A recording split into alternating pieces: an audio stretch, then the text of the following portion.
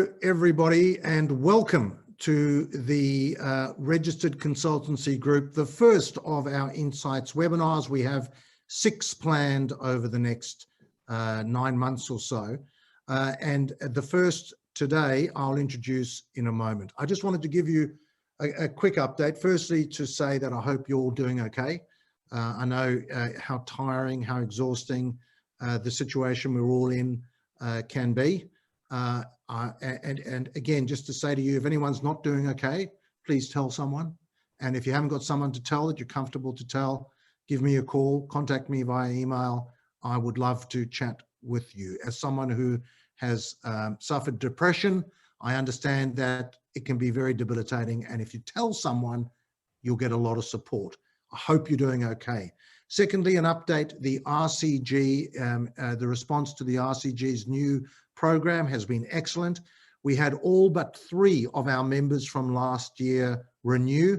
So that's almost 100 agencies signing up, but we've had a tsunami of new members or dormant members coming back in. So the energy and the support, the involvement, the engagement with the RCG is strong, and thank you for being part of it. And also welcome those non-members who have joined today, a couple of whom I notice seem to be not on an interesting outskirts of what I'd call traditional PR.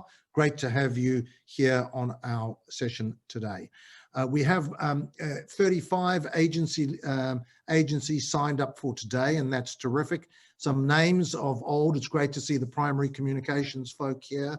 Annabelle, if you're on the call, I won't tell people that we first worked together about 35 years ago. I won't mention that, but it's great to have you on the call, and agencies like DEC and Thrive and Wells Haslam, a great supporter of the PRIA and of the RCG, and so many other agencies. Great to see the Porto Novelli folks in signing up as well, a wonderful agency, and so many other smaller 1, 2, 3, 5-person agencies are with us today. Welcome. So our topic today is from our survey that we did of 20 RCG members, agencies of all sizes. The biggest issue that they wanted help on was all about attracting, retaining, developing talent. A couple of comments before I introduce our speaker. You know, we've talked a lot about the war on talent, and I don't believe on the war on talent because I believe that war is over. Talent won, right? And particularly with the COVID lockdown, everyone knows the pressure on talent, the lack of resources in the market with the borders being shut. We're also going to get affected by the changes that happened to the education system that we tried so hard as part of the PRIA's driven ACAG lobbying group to try and prevent. We got close, but we didn't. There was a close but no cigar. You know, we talk in our industry, in business generally, they're talking about what's been called the Great Resignation, is that there are a lot of resignations happening in agencies, people leaving. And one of the main reasons is they're bored. They can't go on holiday, Bali's off. And so changing jobs, it sounds like a pretty interesting and exciting thing to do, and they're feeling pretty depleted anyway. And so because there's no talent available, because there's the Great Resignation, there's massive pressure on salaries. And I'm sure you're feeling it. Salaries are going up. Someone told me the other day they had a $105,000 person offered the same job in a shittier agency at $155,000. Very, very difficult to compete with that. At the same time, our prices aren't going up, so margins are getting squeezed a little bit. If you sign up for the PRIA conference that's coming up, we'll be talking about that, how to get margins back into our business. So I'll never forget Shelley Lazarus, the chairman of Ogilvy Group, saying, "The people with the best people always win, always." In our experience, the people with the best people always win, always. Whether you've got a team of 2 or a team of 152, our talent is so critical to enable us to have thriving practices, a business where we are getting some balance, a business where we can scale and offer the right quality in a consistent way to our clients. We have a brilliant host today. Our host, Skye Lambley, the CEO of Herd MSL. I've known Skye not as long as I've known Annabelle, but I've known her for 20 years or so.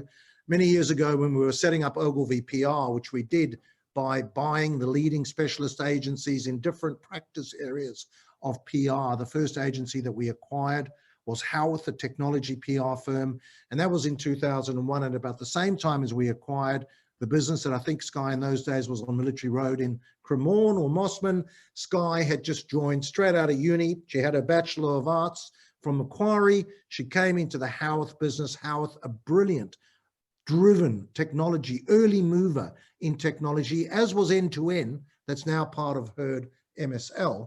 And I've known Skye for many, many years. I know that Skye would be loving the fact that spring's in the air because she's a Northern Beaches girl and she loves the lifestyle down there. So I know she's super happy at the moment, but it's so great to have Skye with us. 17 years at Ogilvy Group, leading corporate B2B technology teams, 2 or 3 years now at Herd MSL, and in her current role as CEO of the agency groups within Herd MSL, End-to-End, Fuel, and Touch Creative. Skye's going to take us through a 40-minute or so session on attracting, retaining, growing talent. Not every idea is going to be relevant to you. You know, you in a big business it might be, in a smaller business it might not, but just look at every idea, cherry pick the ideas that work for you. Some of them you will know, but you've forgotten. Some of them you're doing already, but maybe you can sharpen. Be open-minded. I've read her presentation. It looks terrific. Without any further ado, Skye, thank you, and over to you. Thanks, Chris. Good afternoon, everyone. Thank you for joining today's trainings, or I don't know, training or more sharing of information about attracting and retaining talent. Before we dive in, I would like to acknowledge the Gadigal people of the Eora Nation, the traditional custodians of this land, and pay respects to the elders, both past and present. So let's dive on in. So we're now on slide 2, please. Yeah, perfect. There are 4 key drivers for attracting and retaining talent that I'd like to suggest that would be relevant, I think, for any business, but particularly in our game. And I'm going to take you through those in a little bit of detail. And it's based on largely my last 3 years, but my whole career actually experience, but particularly in the last 3 years, which has been hard work, but for all very good reasons, where Herd MSL has progressed from being what was an independent to being part of the now French Publicis Group. We have moved into new multi-agency building. We've had to build a vision, culture, values, purpose, and all of that. The purpose of that is to be resilient and ready for the changing needs of our clients, but also this very point of the presentation, which is around attracting and retaining talent. And I couldn't agree with Chris more that the best people always win. Next slide. Before we get into it, I think it's fair to acknowledge that it's really tough right now, and Chris touched on that already, but recruitment and retention are critical, and we're trying to work with reduced talent pool with very limited or non-existent international talent coming through, anxious employees, aggressive poaching, overinflated salaries, and a cry for normality. We work in a vibrant, creative industry full of young people that thrive on the buzz and the socialization that comes with working for an agency. That's really our kind of competitive edge against other career paths, is that sort of socialization, the buzz that they get from a physical agency environment. And that's much harder to sell in the current climate. And with increased university fees, as Chris mentioned, that for all of those degrees that fuel our industry, this challenge around attracting and retaining talent is only going to get tougher. We're doing everything we can to preserve some of that goodness within Herd MSL, but it's hard, and I know from conversations that I've been having with others in the industry that others are finding it just as tough. And I hope to share with you today a little bit of value add, I suppose, in terms of what we are doing on a day-to-day basis. And I'd really encourage us as an industry to keep talking about how we can support each other better, particularly to deal with some of these challenges around inflated salaries and aggressive poaching. Now, the first one, next slide, is around contagious culture. And I would say, if you remember one thing today, is the importance of culture on your ability to attract and to retain your team. I think the next slide, please. The meaning of culture at a really basic level is that it's about ideas and customs and social behaviour of a particular set of people or a society. And to us, culture is the defining essence of what attracts and retains great talent. But it's bigger than that, and I believe it determines the success of an agency. Ours is built through the behaviours of the team, and it's championed and enabled and articulated by the actions and not the words. And it's not just the senior team, and I'll delve into that a little bit more later. It's actually everyone within your organisation. And one thing that's really important in terms of culture, I believe, is that it can't be forced. It needs to be mutually understood. It needs to have a shared responsibility, and it is ultimately all about acting together. Next slide. So what for me makes up the important elements of culture? I've kind of indicated on this slide those key areas that I think are important, and definitely have noticed in our business, everything from purpose, vision, values, behaviours and rituals. And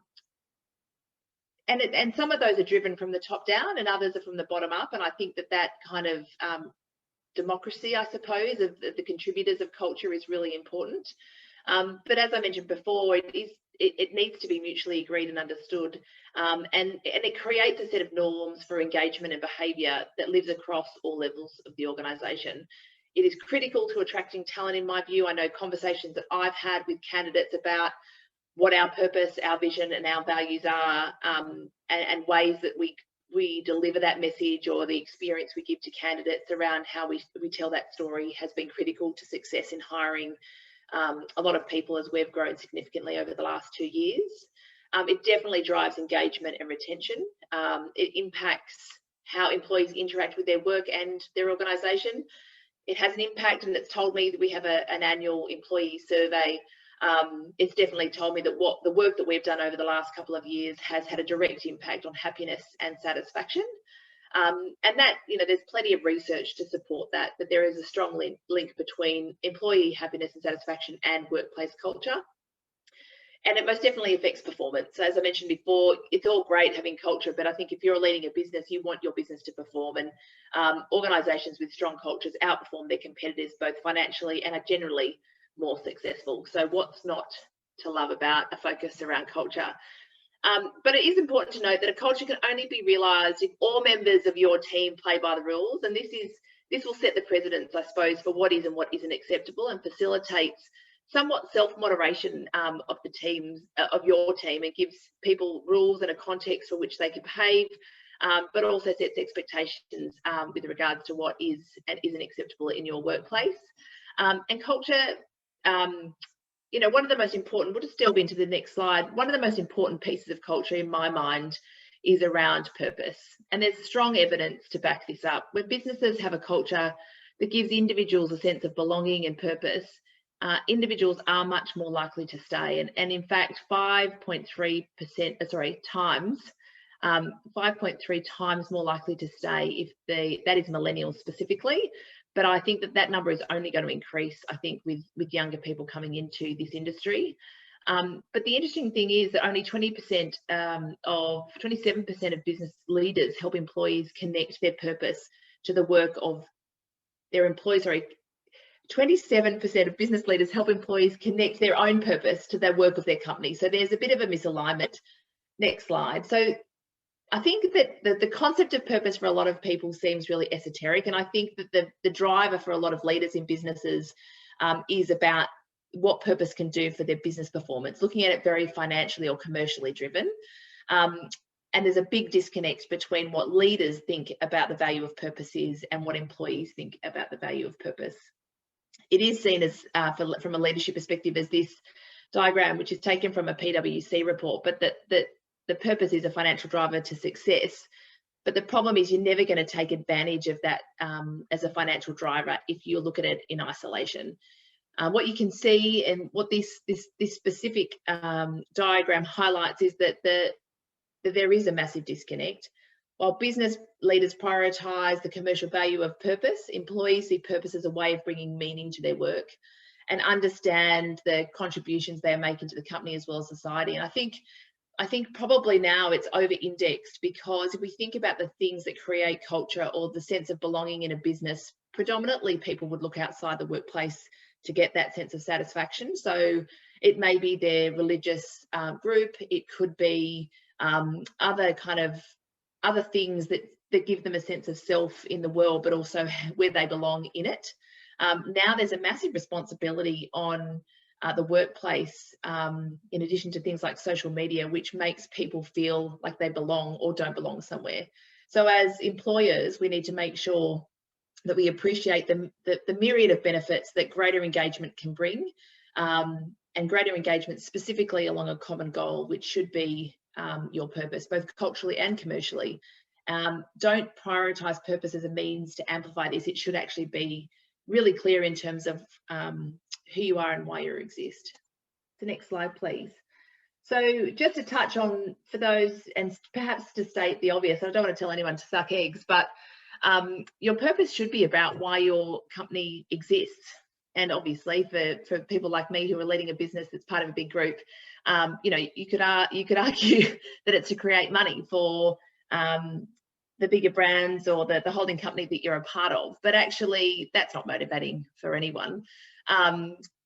It is really about the kind of work that you do, and some really great examples. If you think about the Teslas of the world, their purpose is to accelerate the world's transition to sustainable energy. Nike is around bringing inspiration and innovation to every athlete in the world. You know, TED, as in the fabulous conferences, is around spreading ideas. You know, a purpose should be about a healthy dose of inspiration. It should define you and the people that want to work for you. It should also define the audience that you wish to serve or offer a service or product to, and it should be your North Star. It's not an initiative, it's actually a way of doing business. And it must be core to everything in terms of your decisions, your conversations, and the behaviours across all levels to ensure that it's authentic, but it also delivers a wealth of advantages in terms of what it can deliver. Next slide, please. I thought I'd just touch on a bit of an example, and I thought I'd use our own to share with you all. Our purpose is to create conversations that change Australia and New Zealand. And this dictates everything from the type of clients that we bring on board, the way that we approach campaign planning, how we report on the value of our work, and it allows us to retain and attract people who think big and have a passion for acting as an agent of change, and ultimately believe in the power of public relations, which ultimately is what we're all here to do. Now, just as I started, I should say, this organisation about 3 years ago, we used to have, I think it was about 114 values, and they were stuck above on the wall next to the lift. They were in frames, and I think people referred to them when someone asked them what the values were. And they were right in the sense that they reflected what we stood for, and there was truth to them. But because there were so many and they were so general, they didn't connect to the team emotionally. So we went on a bit of a path, I suppose, to revise these down to 3, which we have absolutely loved because of how much they have become part of our agency vernacular. So people use things like go home proud when they're sharing amazing client results, or stay curious when sharing interesting think pieces across the agency. And we've also built things like award systems around these 3 values that can give the team reward and recognition for displaying not only these values, but the behaviours that ladder up to them. We also love our nod to diversity and inclusion with our gender neutral lions, which from a graphic perspective bring to life our values. Next slide, please. So moving on to the next driver in terms of retaining and attracting talent is around engaged recruitment. Next slide. As I said earlier, it's tough at the moment recruiting for roles at any level. In particular, we're fighting for, as I said, limited talent pool, and we're less. I know what Chris was saying before in terms of, you know, people willing to move because they can't go on holiday as an example, but on the flip side, some people are less likely to change roles because of the ambiguity of COVID. So we're finding many candidates who are interested in roles, but are probably taking more consideration in terms of leaving because of the uncertainty. And so the thought of entertaining the idea of starting a new role or in a new company can be really overwhelming, not knowing what the next few months could hold. So as an agency, we don't use external recruiters. I'd love to at times, although we know that they do play a really strong role in supporting our industry. It is something that's publicist wide. So especially when looking at senior consultants, it can be challenging. And of course, there's always exceptions to the rule. But what this means for us is that we've really had to double down on our candidate experience and shift away from the way that we consider our employment process. But one thing hasn't changed. I mean, I think some of the things I mentioned on this slide, it's obviously digitally led recruitment, but regardless of whether it is virtual via Teams or face-to-face relationships, I think the one thing that is really important is that recruitment actually should never stop. And that's something that we haven't changed, that we are always recruiting. It's not enough to be waiting for a gap to appear in our team and to be out there looking for candidates to fill that hole. As you all know, notice periods are, minimum of 4 weeks, but can be up to 6 months for some of that senior talent. So it's vital for us as leaders of a business that you regularly make time to meet people in the industry and outside the industry that could be relevant, but understanding their skills and to think about what value that they could add to your business and what value you could add to their career. And if that opportunity is not immediate, it's definitely something that you can file away, I suppose, for longer term, for a longer term use. The other thing to also consider, I think, is that when you decide to take the plunge and offer a role, is to be ready for them to be held onto very tightly by their current employer. As we all know how hard talent is to find, there is no doubt that if you have or you're excited about a particular candidate, that there is going to be a counter offer coming from their current employer to hang on to them really tightly, which is what, of course, I would always try to do. But sometimes, I mean, my perspective on that personally is that if you're doing that when they've been given a counter offer, you're probably too late. But it's something that you need to consider in terms of the experience that you provide to that candidate along the recruitment process, but also preemptively prepare them for what's to come, because it is highly likely that they will be jumped on by their existing employer, offered more money and a promotion and all sorts of other benefits to get them to stay. Next slide, please. Without external recruiters and an already stretched internal team, we have to think about our approach a little bit differently in terms of bringing in good talent. Our agency team, as I mentioned, has grown significantly, excuse me, over the last year, both from a revenue and obviously the outcome of that is also in terms of people and resource.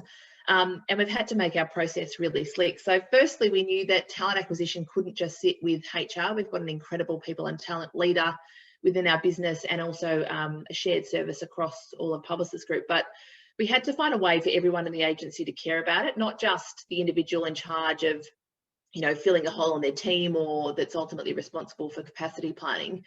To do this, we wanted to set a financial incentive for staff to bring in people to the agency.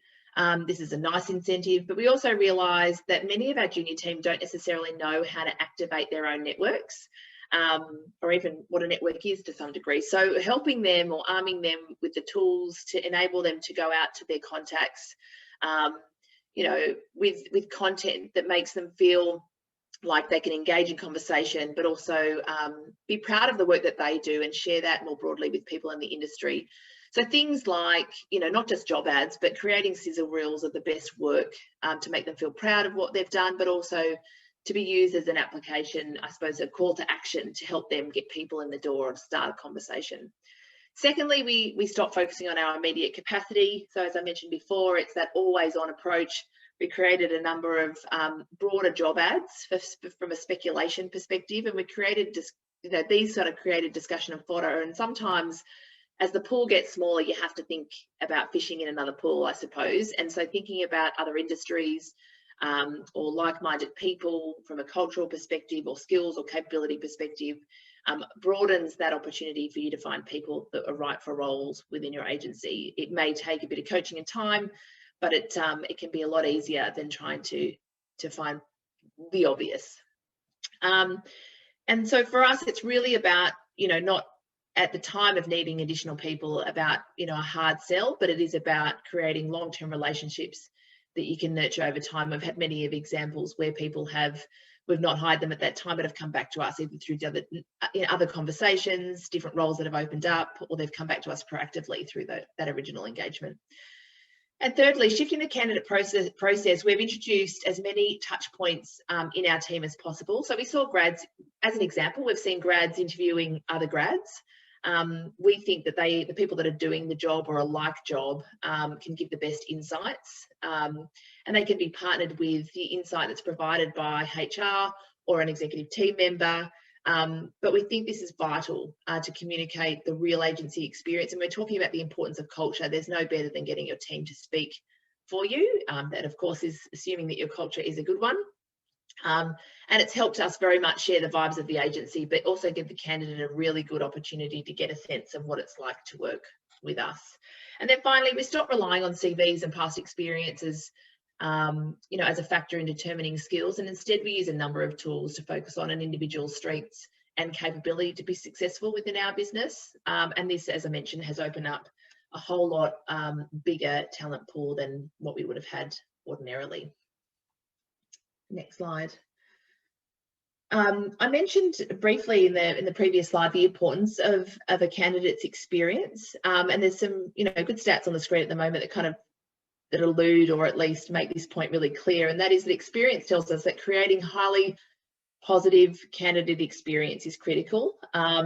We have a number of team members who, as I mentioned, may turn down an initial job offer, or at least that role they've applied for is not what we were looking for, but then come back to us 12 months to reignite that conversation. And to us, a positive candidate experience is personal. It focuses on listening to the needs of the client, but also offering and being really clear in terms of the value that we can provide, as I mentioned, to them, and in hope of helping them create career-defining moments. So coming back to what we said initially, it's about creating a vision for them where we feel like they can belong. It's that sense of belonging, and we've had a huge amount of success in a really fabulous experience for candidates, both in the short term in terms of our conversion, but also longer term. Next slide. Number 3, accountable development. The increase of millennials and Gen Z into the workplace has seen a huge shift in the expectations on things like growth, on feedback and development. The past motivators traditionally have been money and vertical progression. I mean, I could still argue that money is still very much a motivator, but they don't resonate as much as they have previously. And that's partly them and that's partly us. So as I started off with, we're building cultures based on participation and belonging. This is much more an emotionally driven response, I suppose, or feeling, and connects to the core of people's identities. So it's only natural that the way that we engage with and progress these individuals in culture has to shift as well.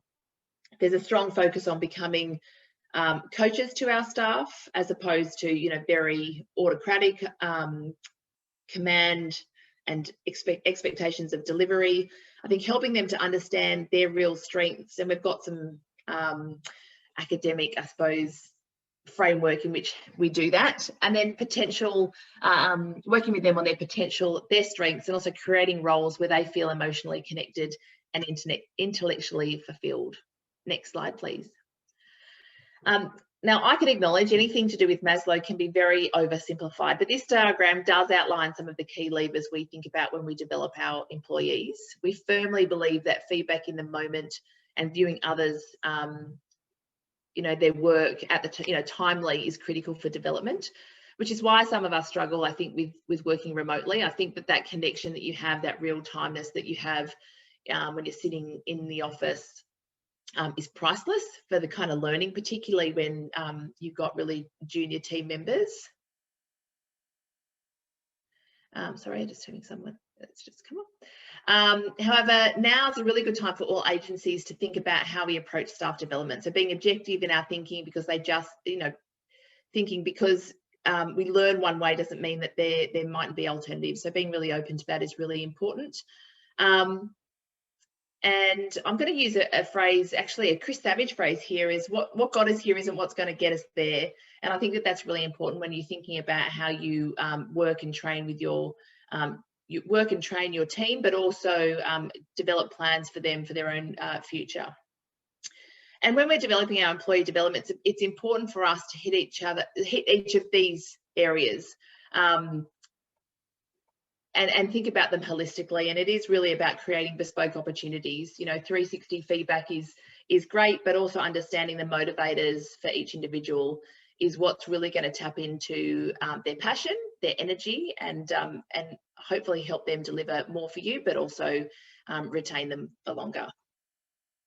Next slide. Well, this does feel like really time intensive, and to be honest, to do it well, it is. Ensuring we're driving personal fulfillment for every employee is critical, and our role has changed to focus more on coaching and providing support. So there is an opportunity for each of our employees to take responsibility for their own careers. For us, this means spending more one-on-one time with employees, listening and asking them smart questions which help them develop their own ideas about their own careers. And it also might be working with them to plan further ahead than their role with you. So, and then how can they leverage some of the experience, some of the, whether it's clients, certain client industries, whether it's certain capabilities or skills, while they're working with you, that will help them get to their next gig, which could quite possibly and is likely to be outside of your business. Some of the things we do here is write down their current job description, but also their future role, and that could be their future role within your organisation, but future roles outside of your organisation. Align those to strengths that we've identified, having clear KPIs and a real commitment to deliver on those. Our staff are accountable for their careers and their delivery, and our role is to support them in any way possible. So I think it's really about putting the onus on the individuals to take control. Some people will thrive on that. The opportunity to write their own job description, leaves them frothing. Others need a little bit more guidance. And for some of the junior guys, they just simply don't know yet. But I think keeping really close and helping them, as much or as little along the way is really critical. We started this approach with senior team members, but now it's actually something we do across the whole organisation. Our number 4 and our last critical success factor, we think, or driver of retaining is talent. So next slide is around leadership. And next slide. And a leader in our business isn't just the CEO or the managing director. A leader is anyone who has influence over another. There's a lot of documented research that goes into the fact that a lot of people leave an organisation because of their direct manager. It's less to do with the leadership potentially of the agency, but it's their one-on-one experience with their career manager or the people that's managing them within clients that makes a massive difference. So solid leadership is critical to attraction and retention, which is why we take the view that everyone in the agency has the capacity for leadership. So we charge our team with the ability to create and sell a vision, motivate and inspire others, and take risks and focus on goals. And for us, it's about trying to get people to think less, not just about being consultants, but being about entrepreneurs in terms of the work that they deliver, but also their own career. And this can only work if you have effective management. And I think being really clear and supportive of managers within your business, because sometimes, I think we've all lost people along the way. I definitely know I have in previous experiences or previous roles where as a manager in a job, you didn't feel like you could be really transparent, whether it was with the promotional pay rise or give a clear career path, because you weren't quite sure what was within your limits and what wasn't. So I would just encourage you, if you've got a team where people are managing your individual members, that they're really clear in terms of what they can, can't do, and also be really transparent with how they deliver that message. There are 4 key areas we lean into in terms of facilitating this kind of leadership, if you like. So just next slide. One of them is around clear and purpose value. One of them is around making it part of development. The third is around opportunities to lead. And the last is fearless conversations. I'll just touch on these briefly. So coming right back to where we started, culture, purpose and behavioural norms need to be crystal clear in the minds of everyone in the organisation. If everyone is working towards the same purpose, it creates a framework which allows decision making to be really easy, but also available at every level. It's important for employees to feel like they have autonomy, but also the support of a safety net when making decisions. It gives them the freedom to be creative, but also decisive. And there's a really nice sort of choose your own adventure feel and an empowerment that the team feel if that's something that you encourage. Making it part of the development. So we encourage, as we mentioned, all levels to include leadership goals in their personal development plans. These are plans that are set and that aren't set and forget, every 12 months or even 6 months, but regular partnership and coaching opportunities with the people that they work with to be able to give advice. They're living, breathing kind of documents or KPIs that we can tap into on a regular basis, even as often as monthly in most cases. opportunities to lead. So we practically find opportunities for our team to lead. So we've come up with a pretty creative org structure and gone less from sort of top to bottom, the traditional triangle, but more in terms of an organic feel, which might sound like, you know, I've been to Byron Bay a little too many times, but there's a lot of evidence to say that, you know, getting people to think about, leverage their own strengths and getting people to think about what they actually get passionate from, rather than thinking that their next step is the next AM, SAM, AD, actually makes people feel more engaged and realise that there's more possibilities than perhaps what a traditional structure would allow. And then lastly, on this one, fearless conversation. So as part of our values being, you know, turn up fearless, having tough conversations with clients, with suppliers and with each other is really important. And we focus a lot to build this competency to have fearless conversations. And we do that really practically on a quarterly basis, or probably a little bit more regularly than that, by taking hold of a really controversial topic.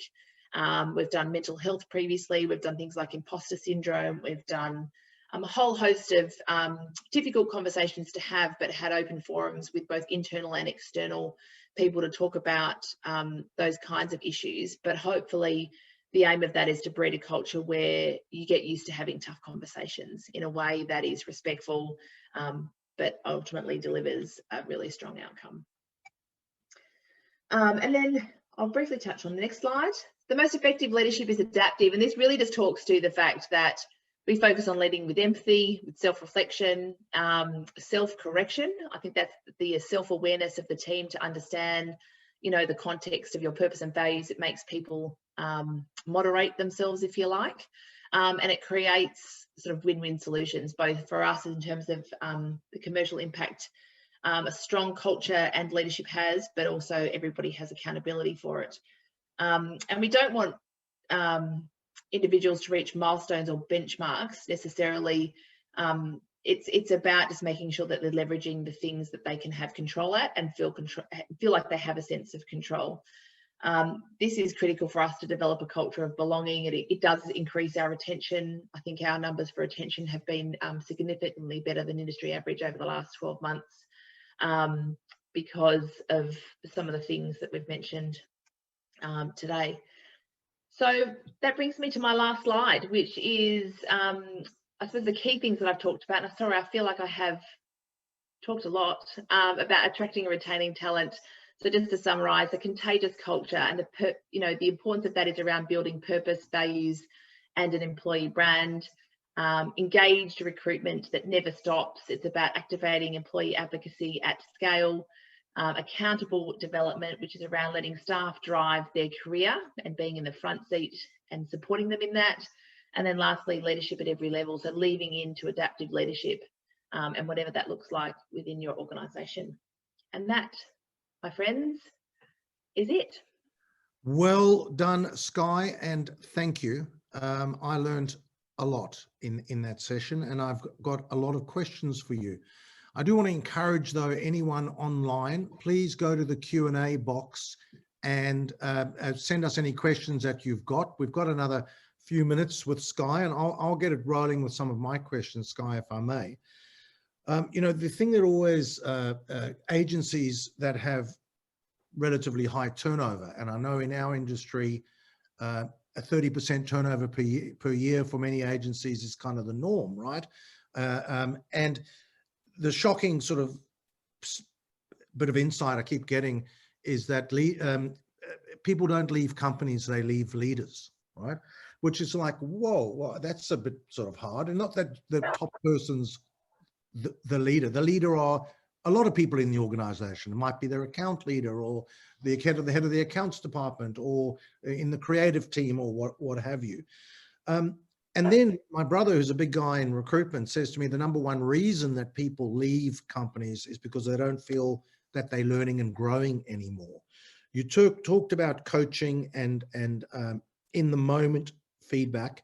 How do we give that coaching in the moment feedback when we're working remotely? Like, do you have anything that you're doing that is helping provide that sort of in the moment coaching when so much of this is happening in isolation?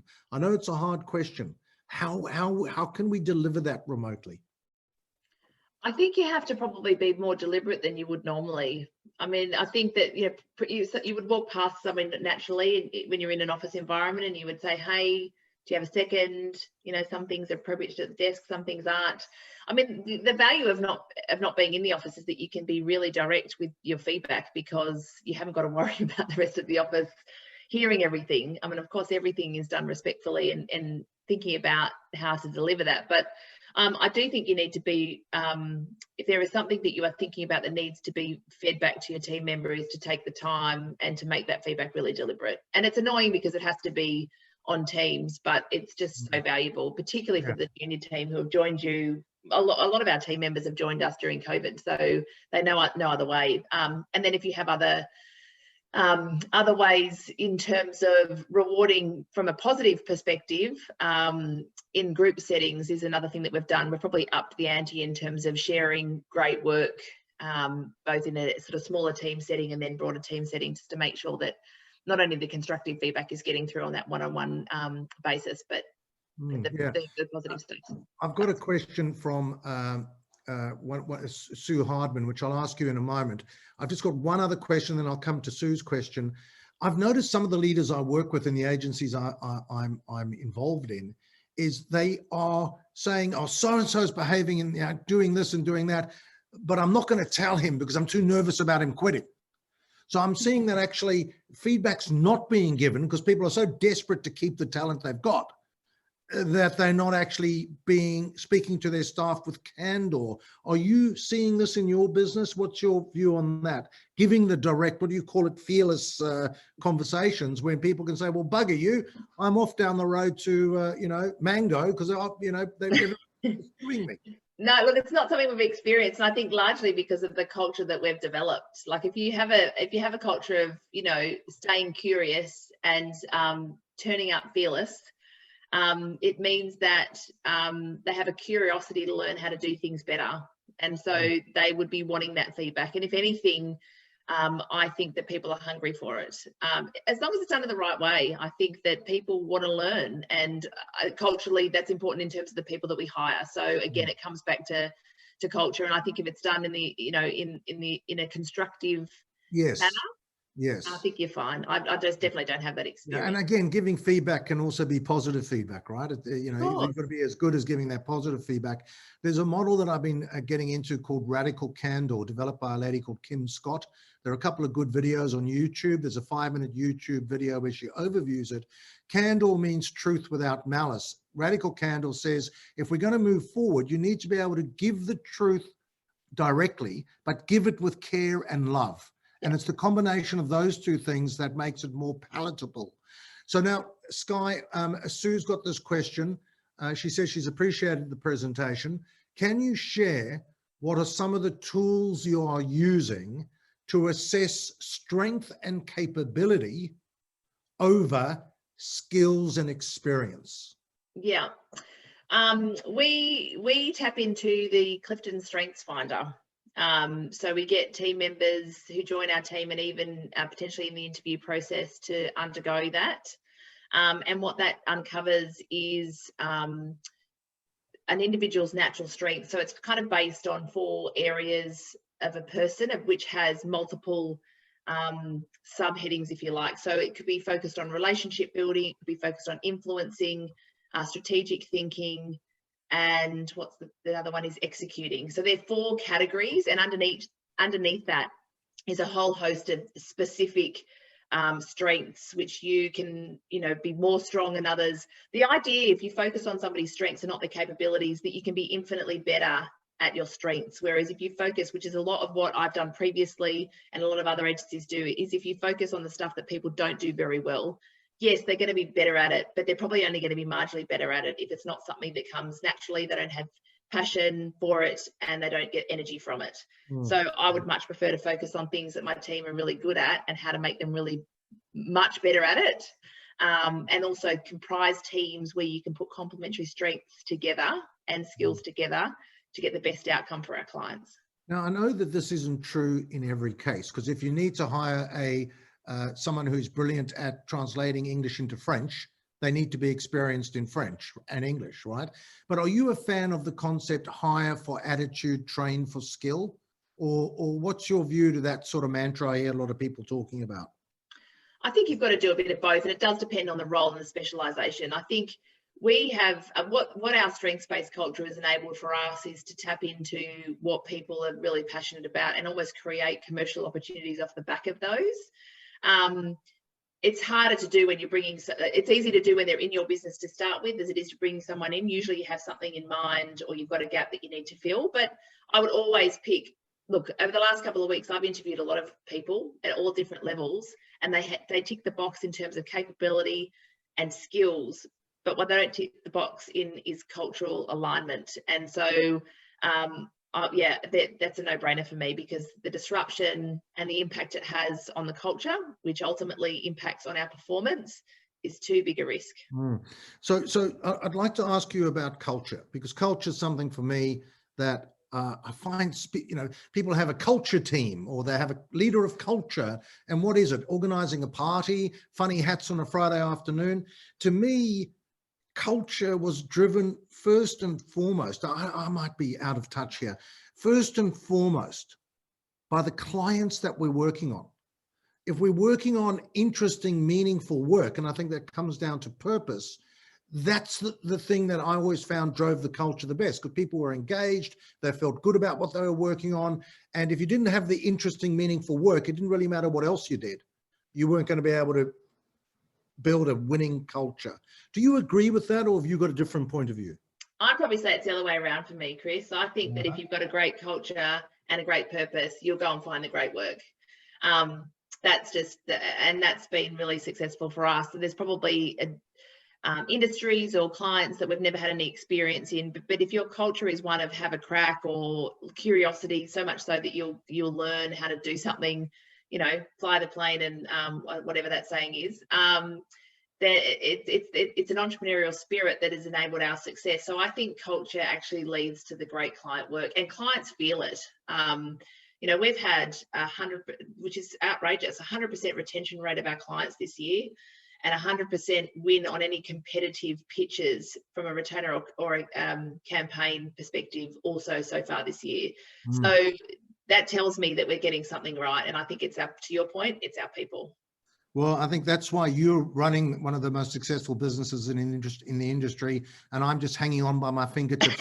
Irrelevant. But no, that's great. I love that perspective. Now, I've got another question online. Good heavens, I thought that Annabelle Warren was going to be the person that I've worked with the longest on this call, but no, Amanda Little, here she is. Amanda and I were in short pants in the business years ago, and I love to see the fact that Amanda is sharing her wisdom through her business with her account management, account leadership courses. Absolutely brilliant. If you want to help your team improve their skills. And Amanda, great to see you in this RCG call. She says, Skye, great presentation. Thank you. My question is about remuneration. To what extent are you finding that the team will balance salary with a winning culture and a learning and development opportunity? What do you think, Skye? Oh, look, I think we have had I'll give you an example. Recently, we have offered somebody in the market a role. They came back to us with obviously they're a good talent. They were counter offered with their existing agency. And probably offered a significant amount, probably a good 20 grand more than what we were originally offered, being really transparent. That person decided to join our team anyway. And they did that because of the client, the culture that they felt through the interviews and the experience they had through the recruitment process. So I think we've lost people, no doubt about it, because someone else has offered them more money. And if I'm thinking about fairness of my team and what the capabilities are, I've got to stay true to that. I can't look at someone knowing that they're being paid X amount more than this person over there when their value that they're bringing to the business is no bigger. So that's something that I'm really transparent with. But I think that, I think you've got to be prepared to, it's up to you what you're prepared to pay based on the value that someone brings to the business, and you're going to lose people as a result of that. But I do think that that people do value experience, training, opportunity, and a place where they can create their career-defining moments, whether that's client-based or because they're going to be supported to leverage whether it's their strengths or capabilities. So I think it absolutely has a massive role to play, in addition to, I mean, look, everyone's got their own drivers, but generally speaking, we've had some really good success. One of the, and this is if you have a medium-sized team of staff, I've heard this policy or approach in how to manage talent. It's basically the concept that, identify your high performers, the ones that are most critical to the business. If you can lock them in and keep them with you, accept the turnover more broadly in the business. But if you maintain the core, you're going to be okay. Do you subscribe to that theory? I think so, to some degree. We always look at, top talent and making sure they have career plans. But the thing is, if you're focusing on developing bespoke career plans and everybody is working to those strengths that we talked about before, it's really hard to decide who your top talent is, because everyone's excelling within the remit that they need to. And to be honest, the challenging part that I'm finding in the market at the moment, there's a lot more senior people around, which usually are the people that you want to hang on to, and definitely people that I want to hang on to. But the hard people to find are from your senior account executive or account executive even to your AM. So I don't think that it's good enough just to pick a few people, because that's not where the pinch is. Yeah, it's at that other level. That's where there's just the talent gap is there, right? All those qualified English people and Americans that were coming in as well for, with 3-5 years experience, would come for a couple of years, could do that job.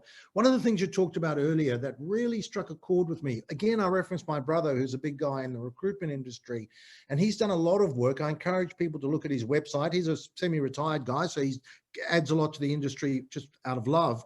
It's called thesavagetruth.com.au. Look for his blog on the counter offer and managing the counter offer. And you made the point, Skye, that when you offer someone a job, to actually sit with them and talk them through what's likely to happen to them when they tell their boss that they're quitting, and what the scenarios are that the boss is likely to come back to them with, and to talk them through and get them used to how they're going to react to when their boss offers 10 grand more, offers training, offers a promotion, offers a trip to New York when their borders open, or whatever it is for your business, right? Do you have a system for doing that? Is that a structured thing, or do you just sort of make it up on the spot? Look, I think it's about, you mean the counter offer specifically, Chris, how we would plan for that? I suppose look, I think if I use the example I mentioned before, we didn't need to do that. I think that what the build up to that process for them, the experience that they had and the opportunity that they saw was so strong that there was nothing that could be said at the other end. And to be honest, sometimes you don't get people because it's just not right. And sometimes if it's not right, it doesn't feel right, or something doesn't go your way, it's because it just wasn't meant to be. So that might be a bit philosophical, but look, yeah, I think there's definitely creative ways that you can look at opportunity. But I will also, you've got to think about what that means for the team that have actually had loyalty and stayed with you, if they're seeing new people come in and get things that they don't have. So I think it's just about understanding what that implication could be.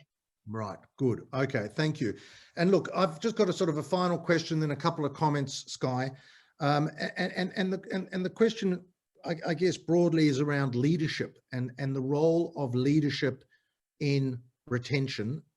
What to you, as a leader of one of the biggest, most successful agencies in the market, how do you define leadership? What is it for you? If there are 3 things you could say about leading every day, if you can think of 3 right now, what would they be? Communication, and transparency, and collaboration would probably be the 3 that I would use. And look, all of that should be surrounded by, don't take yourself too seriously. I think we've got so many young people in our industry that are they're battling with so many mental health challenges, anxiety, depression, like we've never seen before. And I think just having a bit of fun and giving people a little bit of light relief because work is it should be fun. I mean, I don't know, maybe that's something that I found after having children. Coming to work is actually really enjoyable.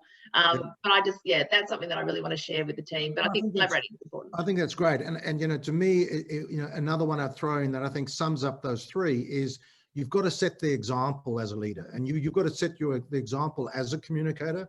As my brother says, he says, no one ever quit and comes to you and says, I'm quitting because you just communicated with me too much, right? They don't do that, right? Communication's so important.